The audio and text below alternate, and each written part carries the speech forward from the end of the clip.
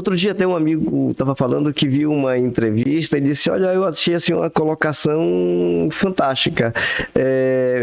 Diz que uma perspicácia, né?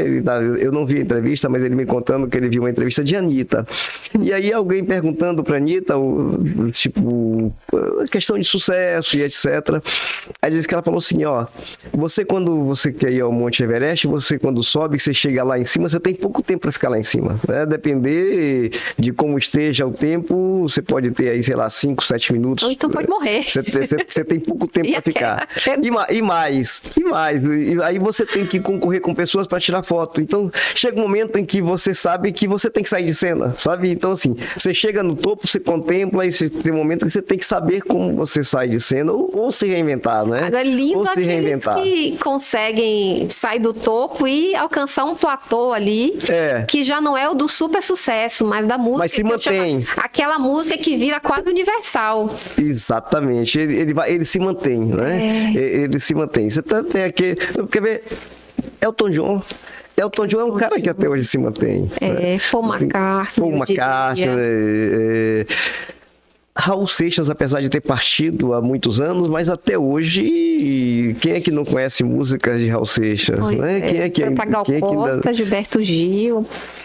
Então você percebe que tem essas pessoas que têm um talento. Então você vê, tem uma inteligência a mais do que se levar por aquele talento, mas você vê que a maioria ali vai atravessando as décadas. Quem não souber atravessar as décadas vai ficando pelo caminho. Exatamente. Mas tem outras habilidades, independente assim do gosto ou não do trabalho da Anitta, a gente tem que reconhecer que a Anitta ela tem habilidades empresariais. E ela é inteligente, inteligentíssima. Ninguém pense no vídeo da capacidade dela, não, até porque ninguém chega onde ela chegou se não tiver habilidade empresarial e se não tiver inteligência, né? E as parcerias certas, enfim. Exatamente. Os contextos certos também, trabalhando com as pessoas certas, que são os produtores certos, ou às vezes você decidir, não, agora eu tenho que gravar o meu CD, nem fala CD, vou gravar minhas músicas agora, passada, mas vou gravar minhas músicas agora no estúdio, no exterior, porque vai fazer contato com não sei quem. Tem um senso de estratégia, né, na carreira dela, e eu acredito que muitos tiveram. Agora, quando a gente fala de um Van Gogh que morreu, foi internado no sanatório, morreu pobre, só teve as obras reconhecidas e valorizadas depois da morte, é muito triste, mas ele era um fora da curva, né? Ele cria um movimento que era totalmente fora do comum, né? Não era o que se fazia. Parece que ainda se estava ligado ao classicismo do renascentismo, aquelas formas perfeitas, e aí ele veio com o impressionismo, né? Interessante, né? Tem um ditado que sorte é quando a oportunidade encontra o preparo, né? Sorte é contra a oportunidade. Eu acho que você tá atento e pegar as oportunidades, né? Agora tem uma coisa, aí você falou de Van Gogh. Vamos lá. Tem uma questão que eu me pergunto sempre, o que é que atribui valor às coisas, tá? O que é que define o valor? Por exemplo, um artista plástico, você tem inúmeros artistas aí que pintam obras maravilhosas, né? Mas o que é que define que de repente alguém estoura e tantos outros não estouram, né? Não estouram, alguém tem uma obra que de repente ela passa a ser avaliada em milhões, né? Enquanto o outro continua ali e vendendo as obras por um preço, aquela história do vendendo almoço para comprar o jantar, né? De sobrevivência. E obras incríveis. Maravilhosas. Então eu pergunto, o que faz com que alguém se destaque? É realmente o talento somente, ou é preciso que haja também o fator oportunidade, sorte de encontrar alguém que olhe para ele e alguém com potencial de colocá-lo no mercado certo? Doutor. E dizer assim, vou pegar você e vou promover um merchan, por exemplo. É do mesmo jeito que um bom empresário pega um artista que pode até não ser tão excepcional, ser mediano e colocar na parada do sucesso, que a gente sabe que isso é possível. Agora, como psicóloga, a gente enxerga, especialmente a psicologia junguiana, e a gente tem a tradição de Nísio da Silveira, que trabalhou com arte com seus pacientes esquizofrênicos. Muitos deles foram aclamados pela crítica. Mário de Andrade reconheceu essas obras, levou para exposição no exterior, e eles passaram a vida deles com as dificuldades que eles tinham, né, dentro da esquizofrenia. Mas a gente entende assim que uma grande obra de arte, ela é capaz de capturar o elemento universal, né, que a gente chama de arquetípico.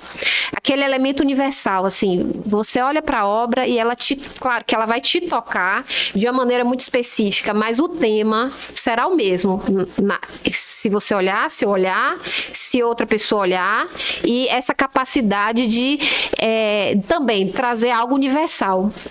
Sim. Mas como o doutor mesmo falou, não necessariamente será valorizado.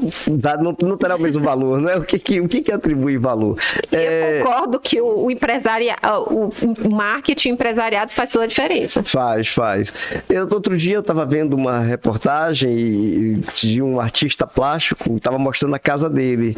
Aí ele mostrou uma escultura que era assinada por um outro artista, um artista, até esse artista hoje ele é de São Paulo, mas se não salvo engano, ele fica muito em Trancoso, né?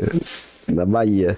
E aí ele estava mostrando, era um tronco trabalhado, e ele disse que ele tinha custado R$200 mil. Eu olhei e falei, cara, sério? Sabe assim, sério? R$200 mil?